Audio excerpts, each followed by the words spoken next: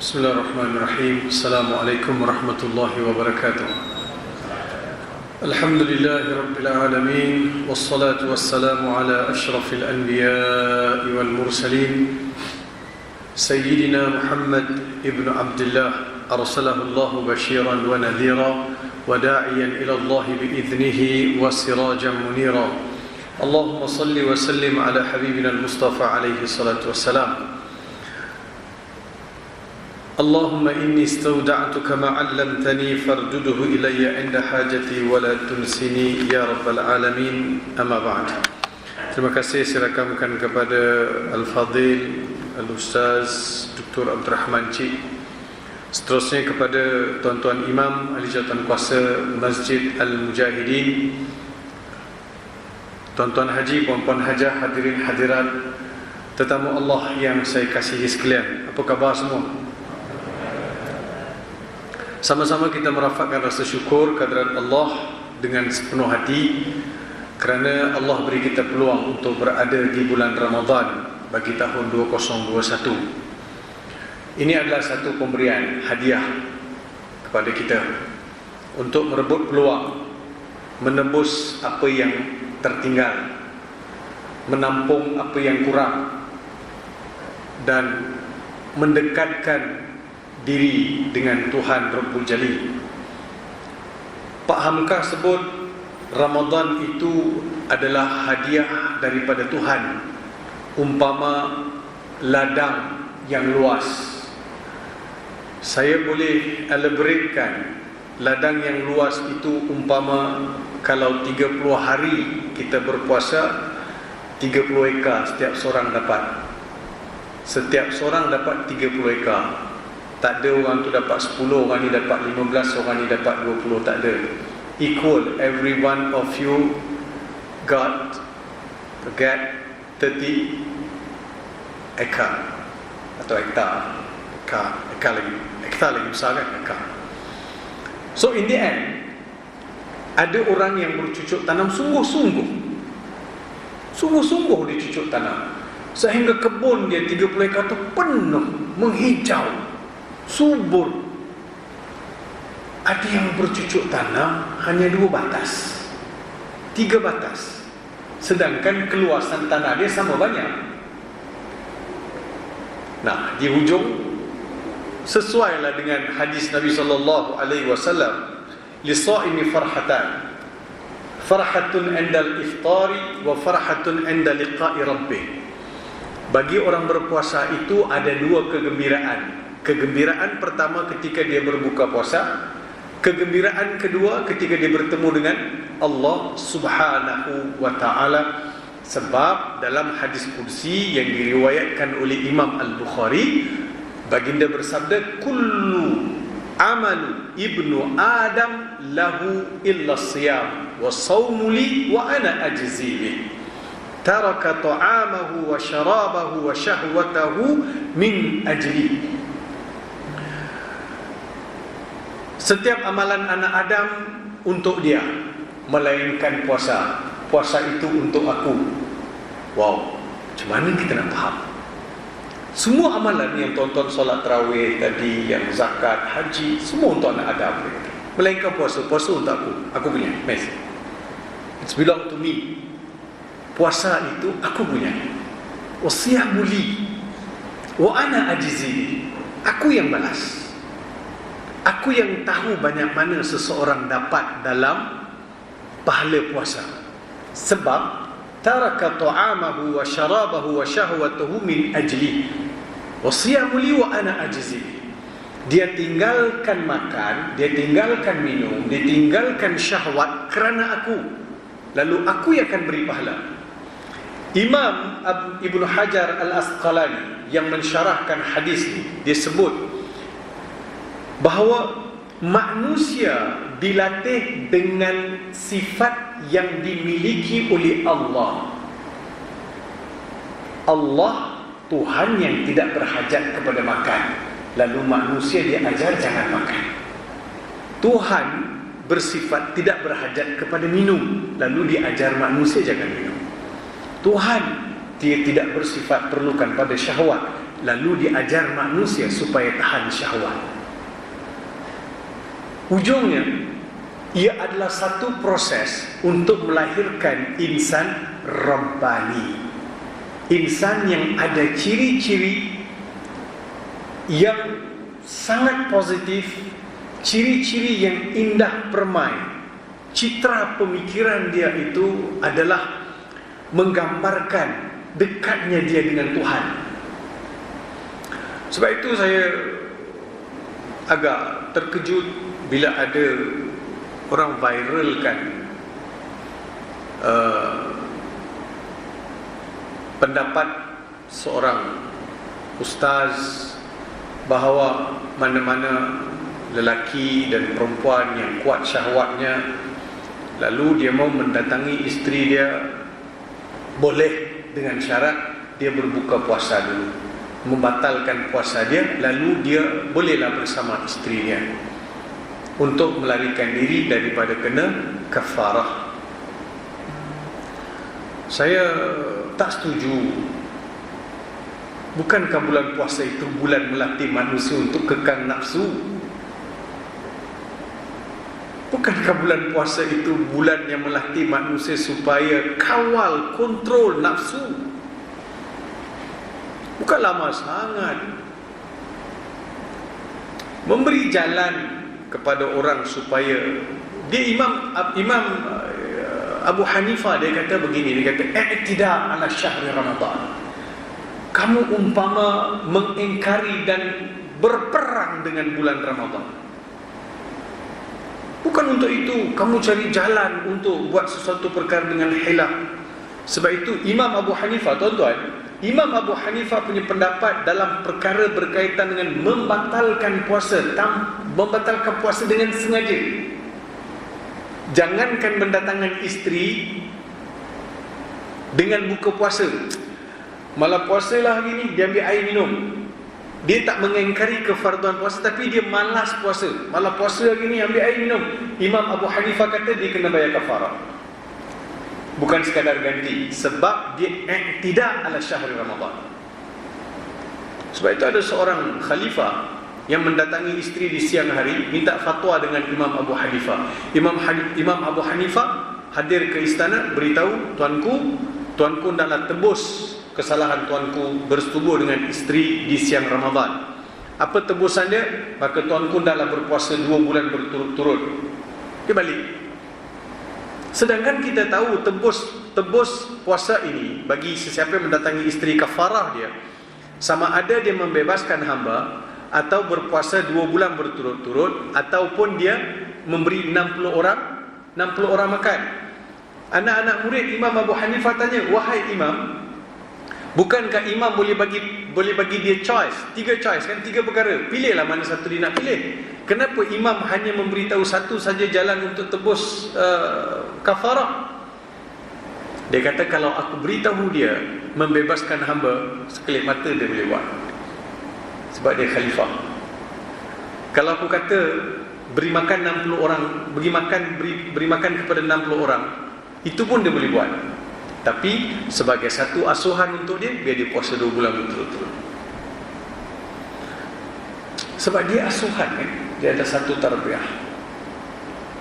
Jadi menghormati bulan Ramadan, maksud saya kita kena hormat bulan Ramadan, bulan yang penuh karamah, bulan yang penuh dengan keberkatan. Sebab itu tuan-tuan dan puan-puan yang saya kasihi sekalian, bulan Ramadan ini jadi hebat bukan kerana puasa di siang hari, bukan kerana qiyamul lail di malam hari, bukan kerana kita bersedekah dan berzakat. Bulan Ramadan jadi mulia kerana bulan ini Allah pilih untuk turunkan Al-Quran. Bulan ini jadi mulia kerana bulan ini dipilih Tuhan untuk turunkan Al-Quran. Anything related dengan Quran, dia adalah istimewa. Anything. Kalau tuan-tuan dekat diri dengan Quran, baca Quran setiap hari, hafal Quran, mendekati Quran, mempelajari Quran, kehidupan tuan-tuan luar biasa. Luar biasa. Sebab dengan Quran, kehidupan dengan Al-Quran. Allah sebut Dalam ayat 185 surah Al-Baqarah, syahrul Ramadan alladzi unzila fihi al-Quran hudan linnas wa bayyinatin minal huda wal furqan. Yang bermaksud bulan Ramadan Allah turunkan Al-Quran padanya, hudan linnas, sebagai petunjuk bagi manusia, wa bayyinatin minal huda. Al-Quran itu menjelaskan, petunjuk-petunjuk itu terang lagi bersuluh. Wal furqan, Al-Quran adalah kitab yang membedakan di antara hak dan yang batil. Pertama, ibu ayah yang saya kasih sekalian, dia turun Quran di bulan Ramadan mengikut kebanyakan kiraan ulama adalah dua bentuk. Pertama sekali, turun Al-Quran daripada Lauhil Mahfuz ke lapisan langit pertama, atau dipanggil ila sama'id dunia, ila baitil izzah, lapisan langit yang pertama. Daripada Lauhil Mahfuz turun ke lapisan langit pertama. Daripada lapisan yang itu berlaku pada malam Lailatul Qadar. Inna anzalnahu fi Lailatul Qadar, yang itu merujuk kepada turun Al-Quran daripada Lauhil Mahfuz ke lapisan langit yang pertama. Manakala turunnya Al-Quran daripada lapisan langit pertama ke hati Nabi SAW ialah pada 17 Ramadan. Turunnya kali pertama ketika baginda berada dalam gua Hira. Jadi ulama kira balik bilakah berlaku pada bulan Ramadan. So turun Quran ke atas bumi ini dengan berlakunya peperangan Badar, tarikhnya sama, masanya sama, tapi tarikh musim yang berbeza. Musim yang berbeza. Jadi turun Al-Quran ke atas permukaan bumi ini hudal linnas, menjadi petunjuk bagi manusia. Surah Al-Baqarah ayat yang kedua, Alif Lam Mim, dzalikal kitabu la raiba fihi hudal lil muttaqin. Inilah satu kitab yang tiada keraguan di dalamnya, menjadi petunjuk bagi orang yang bertakwa. Saya nak buat sikit exercise. Exercise apa? Kita fikir sama-sama. Fikir sama-sama dari sudut susunan ayat. Sikit. Dzalikal kitab la raiba fihi. Inilah satu kitab tiada keraguan di dalamnya. Dari sudut uslub bahasa Arab boleh juga disebut begini. Dzalikal kitabu fihi la raibun. Dzalikal kitabu fihi la raibun. Inilah satu kitab di dalamnya tiada keraguan. Beza tak? Beza. Tadi tiada keraguan di dalamnya. Yang kedua, di dalamnya tiada keraguan. Beza tak beza? Pening? Confused? Masih bahasa Melayu lagi? Belum bahasa Tamil lagi, tuan-tuan? Di dalamnya tiada keraguan dengan tiada keraguan di dalamnya, beza tak beza? Dari sudut bahasa kita dengar pun beza, betul kan? Betul? Baik. Kalaulah ayat itu turun la fihi raibun, tiada di dalamnya keraguan, maka yang dinafikan keraguan hanya pada Al-Quran Al-Karim sahaja. Sedangkan Allah turunkan Taurat, Zabur dan Injil. Oleh yang demikian, bila ayat itu berbunyi la raiba fihi, tiada keraguan di dalamnya, bukan di dalam Quran semata-mata, semua kitab yang Allah turunkan tiada keraguan padanya. Now you get the message. Dia Al-Quran ni sangat unik, tuan-tuan. Sangat unik. Kalimah-kalimah dia, huruf-huruf dia, susunan. Sebab itu guru kami Syekh Salah Al-Khalidi dalam kitab dia Mafatih At-Ta'amul Ma'al Quran, dia disebut nama Quran itu Allah simpan. Nama Quran itu Allah simpan. Allah tak bagi pada mana-mana umat, tak bagi pada mana-mana Nabi. Quran, nama Quran itu Allah Ta'ala simpan untuk diberikan kepada umat Nabi Muhammad sallallahu alaihi wasallam, supaya umat ini nampak unik. Biar umat ini nampak ummatan faridah. disebut. Biar nampak unik. Dengan nama Al-Quran yang unik, maka jadilah umat ini umat yang unik. Unik maksud istimewa. Istimewa, ada perwatakan yang luar biasa. Perwatakan yang boleh mengubah dunia. Perwatakan yang membawa kepada kebaikan. Jadi bila Allah turunkan Al-Quran dalam tempoh 23 tahun, turun ke lapis langit pertama, lepas tu malaikat Jibril bawa turun sikit-sikit mengikut keperluan manusia untuk mengasuh jiwa manusia, sikit-sikit bawa turun. Maka berlakulah perubahan demi perubahan di Mekah dan di Madinah. 13 tahun baginda berdakwah di Mekah, maka kita lihat berubahnya landscape pemikiran manusia. Sistem kehidupan manusia itu berubah, dicernakan melalui Al-Quran. Apa saja turun Al-Quran, sahabat-sahabat tak banyak tanya, terus buat. Terus buat. Jauh beza dengan kita, tuan-tuan. Kita ni baca Quran nak cari pahala.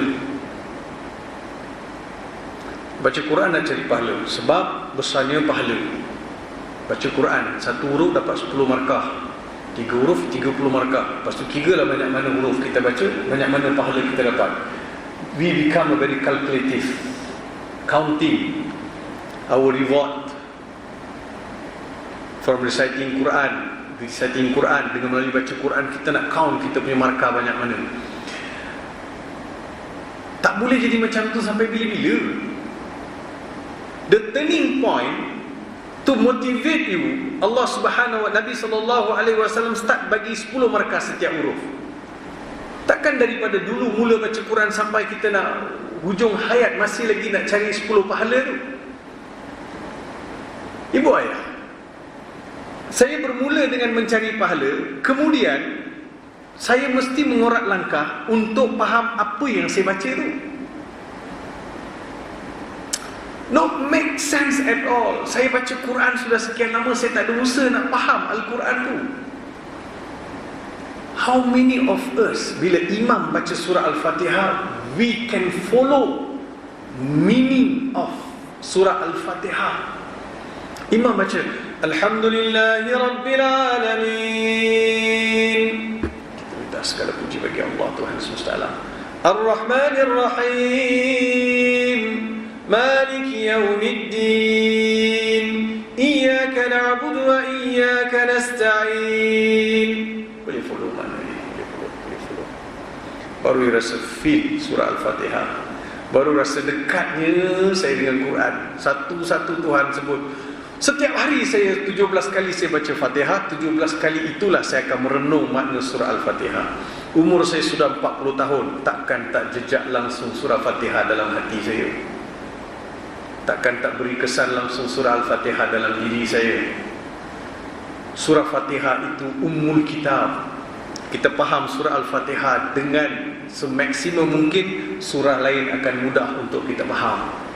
Tapi bila surah Al-Fatihah masih lagi tercari-cari, maka surah lain pun kita tak akan jumpa jalan. Ummul kitab, kunci masuk surah-surah yang lain.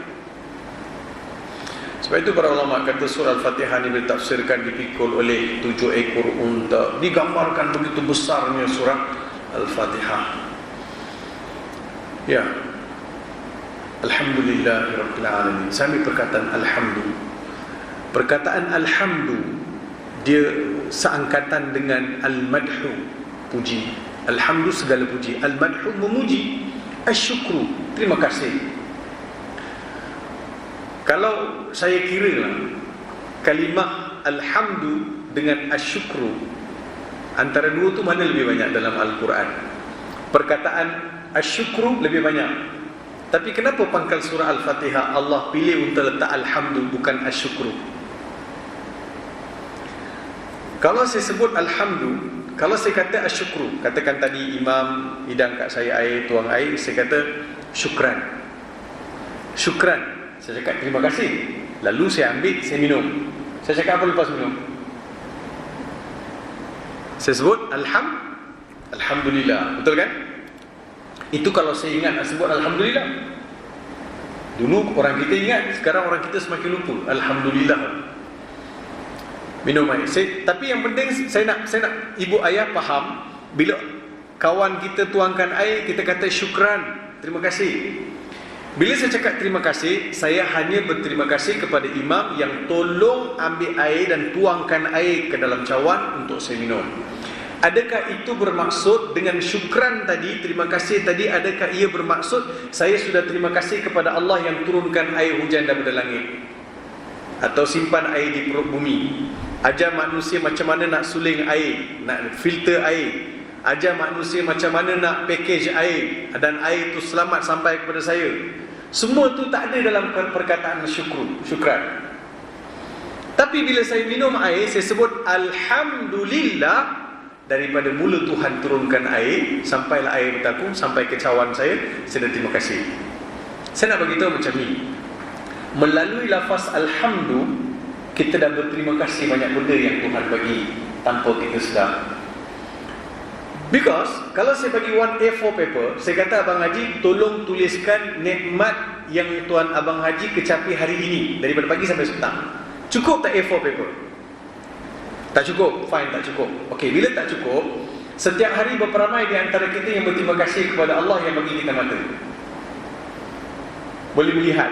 Berperamai yang terima kasih hari ini pada Allah, saya boleh berjalan daripada rumah datang ke masjid. Berperamai yang berterima kasih kepada Allah, mulut kita masih sihat boleh berbicara. Berperamai yang berterima kasih kepada Allah, telinga boleh dengar lagi. Berperamai yang berterima kasih kepada Allah, masih kita sihat lagi hari ini, kita tak kena COVID lagi. Berperamai. Yang kita baca doa tu, dalam skrip doa tu masuk tak semua tu? Allah, lupa lah Ustaz. Untuk itulah turun surah Al-Fatihah. Sebab compulsory saya baca surah Al-Fatihah, Alhamdulillahi Rabbil Alamin. Saya dah terima kasih kepada Allah. Saya dah terima kasih kepada Allah.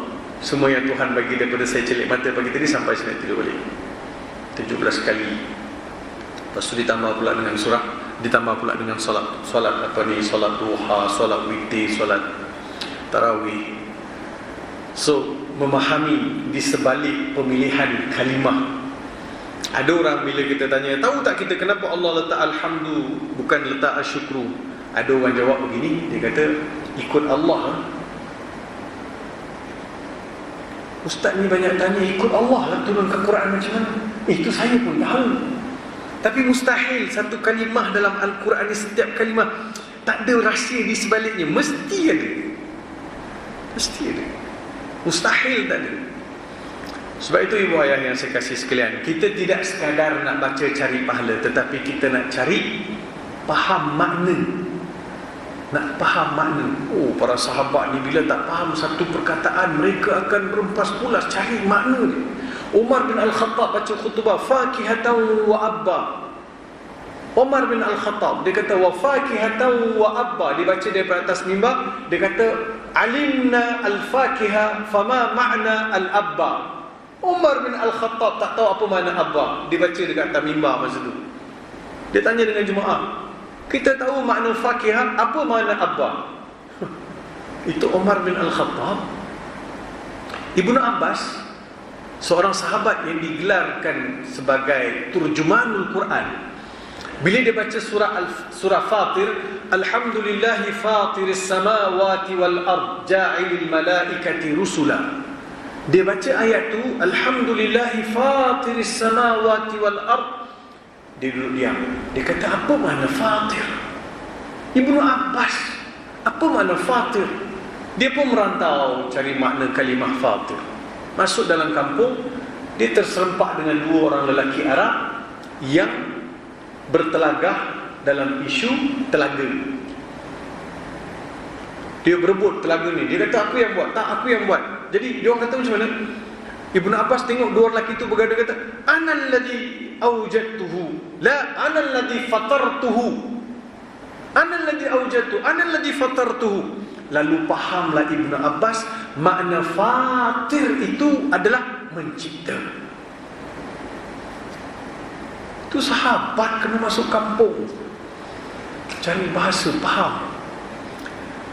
Itulah kita dengan bahasa Arab ni memang, walaupun kita ada tokoh bahasa Arab, tuan-tuan beruntung ada tokoh bahasa Arab.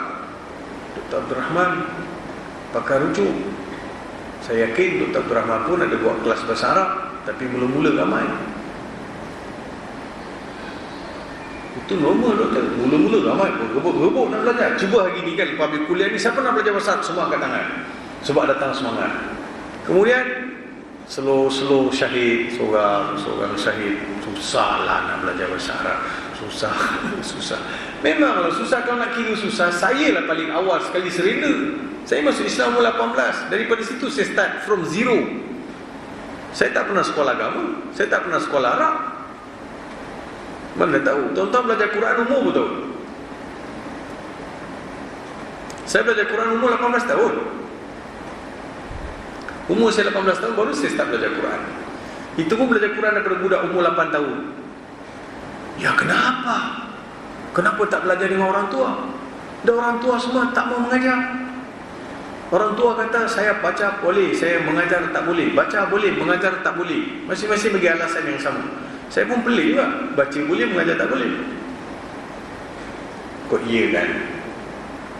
Tapi mungkin jugalah dia baca boleh, mengajar tak boleh. Budak ni budak umur 8 tahun mengajar saya mengaji, tuan-tuan. Itulah takdir Allah ni kan. The wisdom of Allah ni, manusia ni memang lambat dia nampak. Saya terfikir juga mula-mula, kenapa lah imam tu tak nak mengajar? Kenapa imam kat masjid ni tak nak mengajar? Kenapa imam kat surau tak nak mengajar? Tanya orang tu tak mau mengajar. Rupanya Allah Ta'ala menafikan bahawa dia bukan ustaz saya. Allah tak mau dia jadi ustaz saya. Betul kan? Allah kata, Farid, imam tu bukan ustaz kau. Imam surau pun bukan. Ustaz tu pun bukan. Habis siapa ya Allah? Aku hantar budak umur 8 tahun. Budak umur 8 tahun. Tak pernah budak tu lalu depan rumah mak saya. Hari itulah dia lalu. Tak pernah saya nampak. Allah nak hantar, Allah hantar. Lalu saya kata, adik-adik nak pergi mana? Balik rumah bang. Abang tak pernah nampak abang lalu sini. Hari ni nak shortcut bang, nak pergi main bola. Daripada mana dia? Mengaji. Mengaji apa? Quran lah. Quran. Banyak dah. Dan nak habis. Oh, saya minta tolong budak tu. Saya kata, dik, boleh tak ajar abang mengaji? Dia pun terkejut. Dia tengok abang dah besar macam ni, tak pandai mengaji. Soalan dia logik lah tuan-tuan. Betul lah. Saya kata, abang tak pandai mengaji ni, boleh tak ajar? Dia pun kata dia nak minta izin mak dia dulu. Dia minta izin mak dia, kemudian datang dia mengajar saya.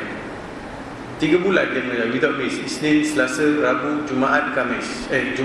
Khamis, terbalik sebut. Isnin, Selasa, Rabu, Khamis, Jumaat. 5 hari. Without miss dia mengajar. Dia mengajar saya setengah jam. Saya ulang kaji 3 jam. Sebab saya nak cepat pandai.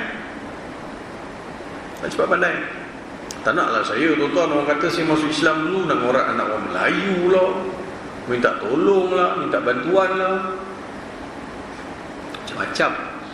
Dah lah tak ajak orang masuk Islam, sindi-sindi pula tu masa tu kan. Sabar je lah, nak buat macam mana. So budak kecil mengajar saya mengaji. Tapi setiap kali saya baca Al-Quran, saya ingin tahu apa yang saya baca. Saya tak mau baca saja, saya tak mau. Saya nak tahu apa saya baca. Tadi masa imam baca pun macam-macam benda yang terlintas dalam kepala saya tuan-tuan. Imam punya ayat-ayat dia baca tu pun terlintas macam-macam. Ini apa makna, ini apa makna. So balik kejap ni saya akan cari makna ni. I want to know more about Al-Quran. Tuan-tuan tahu tak kenapa orang kita ni masih mundur, masih lagi bergaduh, masih lagi berantakan? Banyak isu dekat tanah air tak selesai. Secara global pun isu sama. Sebab kita jauh daripada Quran. Dia bukan slogan, berpeganglah dengan Al-Quran, berpegang teguh dengan Al-Quran. Pegang macam mana? Berpegang macam mana? Digendong? Bawa ke nuklir? Tak, baca, faham. So kita kena ada strategi lah. Strategi di masjid, di surau, di sekolah, di universiti.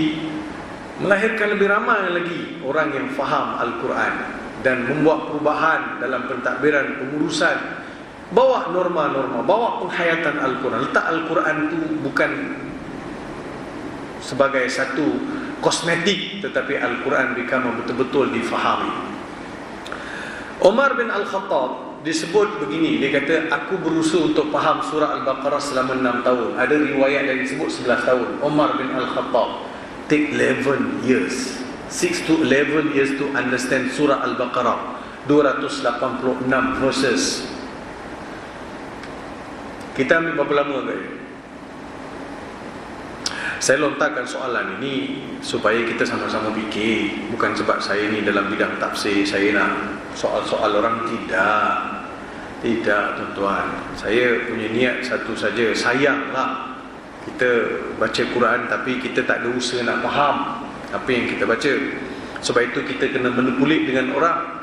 Pelbagai keadaan. Saya ambil satu contoh tuan-tuan. Virus, coronavirus ni kan, yang kata asal usul daripada Wuhan. Kemudian orang kita kata ini kelawar bawa virus ni, kelawar. Kita pun telan bulan-bulan. Saya pun heran juga, untuk ratusan tahun orang makan kelawar, tak ada pula yang kena COVID ni. From where this kind of COVID is born? DNA. Ada juga teori yang sebut, semalam saya baca teori sebut bahawa memanglah Ustaz, kelawar ni memang dia carry virus, tapi disebabkan ekosistem kita banyak berubah, jadi ada lepaskan udara-udara, ada toksin lah, itulah ini. So virus dalam badan kelawar itu dia develop jadi virus yang sangat agresif. Salah satu teori. Sampai sekarang hari itu WHO pergi ke China untuk tengok DNA COVID ni sampai sekarang tak tahulah dah keluar belum. Saya cuba follow juga, nak tahu, nak baca apa result dia. Saya ambil tuan-tuan satu contoh. Kita santai sikit. Kita tengok surah Al-Fil. Surah Al-Fil. Bismillahirrahmanirrahim.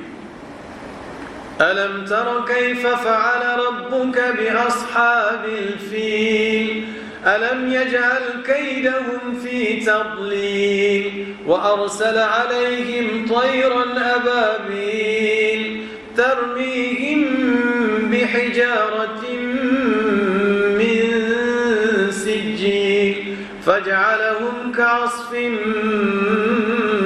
مأكول. صدق الله العظيم. Tidakkah kamu melihat tentera fil? Tentera fil itu tentera Abraha. Abraha ini lelaki yang menjadi menteri kanan kepada Raja Habasyah di Ethiopia. Ada orang kata daripada Yaman, tapi bila saya kaji balik, dia daripada Ethiopia.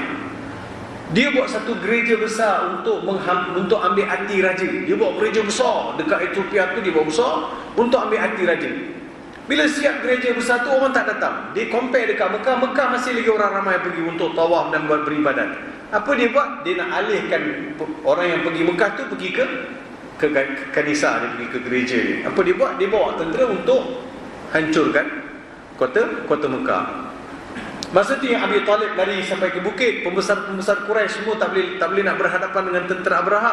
Abi Talib ungkapkan satu ungkapan. Saya fikir ungkapan Abi Talib ni selayaknya ditulis dengan tinta emas. Bila pembesar-pembesar Quraisy melahirkan rasa gundah gulana, macam mana ni kota Mekah ni, kita kena pertahankan itu ini. Abi Talib tampil kata, innalaha rabban sayahmiha. Simple lah. Dia kata kota Mekah itu ada Tuhan, dia akan jaga. You all don't worry. Betul tak? Betul lah kira Abi Talib ni masa tu. Kaabah ni ada Tuhan, akan jaga. Dia orang semua lari ke atas bukit, belakang Safa Marwah. Datang tentera Abraha dengan kuda, dengan gajah dan sebagainya, datang nak serang kota Mekah. Fa arsala alaihim tayran ababil. Allah hantar burung-burung ababil. Burung ababil ni dia bentuk dia macam layang-layang, burung layang-layang, tapi nampak muka dia more ganas. Kan agaknya orang buat drone apa semua ni kan, pakai tengok burung layang, burung ababil. Dia carry 3 stone, 3 batu, satu kat paruh, 2 dekat kaki dia. Batu tu yang dijatuhkan. Pak Hamka kata, batu yang dilontarkan oleh burung ababil adalah batu yang membawa penyakit dan musibah. Pak Hamka tak cakap pun batu tu datang daripada neraka Sijil. Dan saya punya kajian pun, dia adalah merujuk kepada sifat yang ada pada batu dan musibah yang berlaku dengan batu tersebut. Bukan batu tu burung pergi kutip dan neraka bawa keluar. Dilontarkan batu. Besar mana burung layang-layang pegang batu Pak Haji? Besar mana batu? Sebesar kacang ada? Kan? Kacang kuda, kacang tanah besar tu lah agaknya dia bawa. dilepaskan ke atas tentera Abraha yang kudanya, gajahnya. Jadi apa? Faja'alahum ka'asfin ma'kul. Jadilah semua itu seperti daun yang dimamah oleh ulat.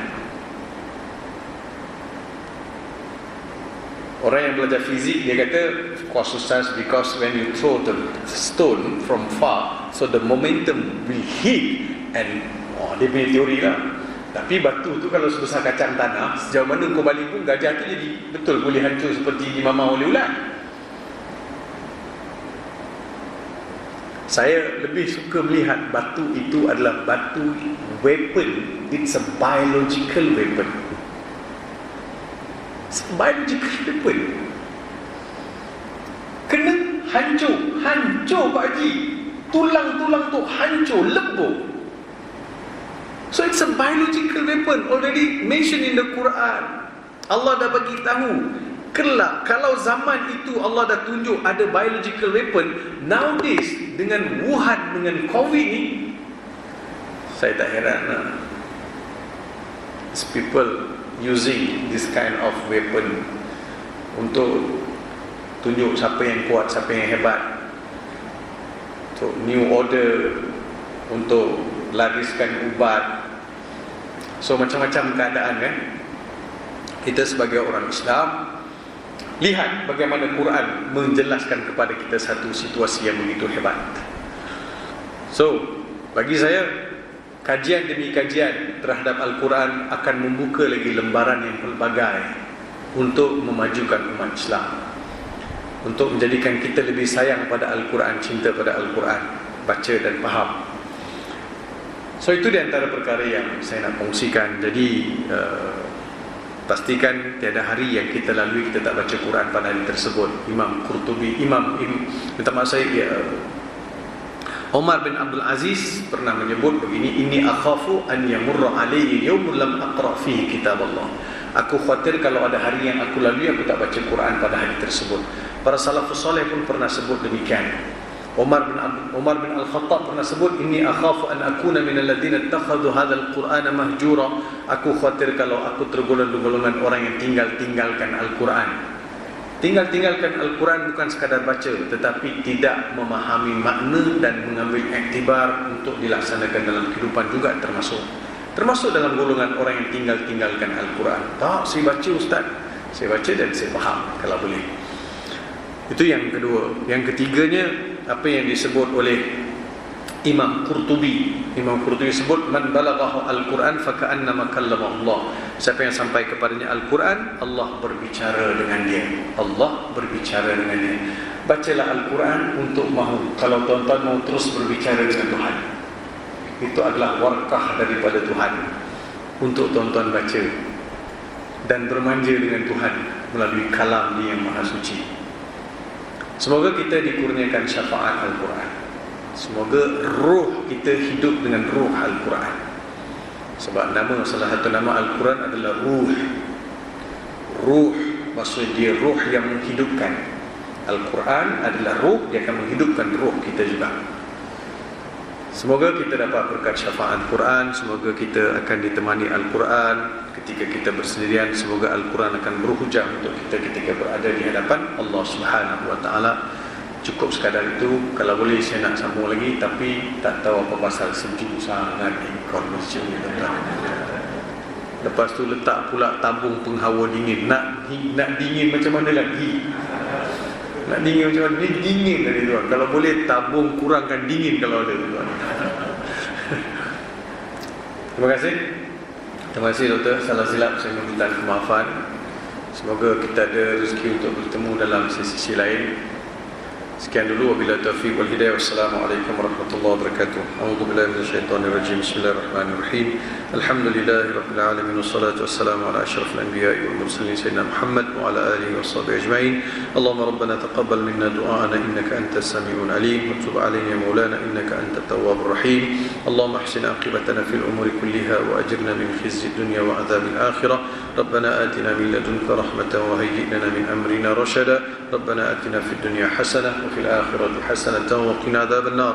Wa sallallahu ala sayyidina Muhammad wa ala alihi wa sahbihi wa sallam. Subhana rabbika rabbil izzati amma yasifun wa salamun ala al mursalin walhamdulillahi rabbil alamin.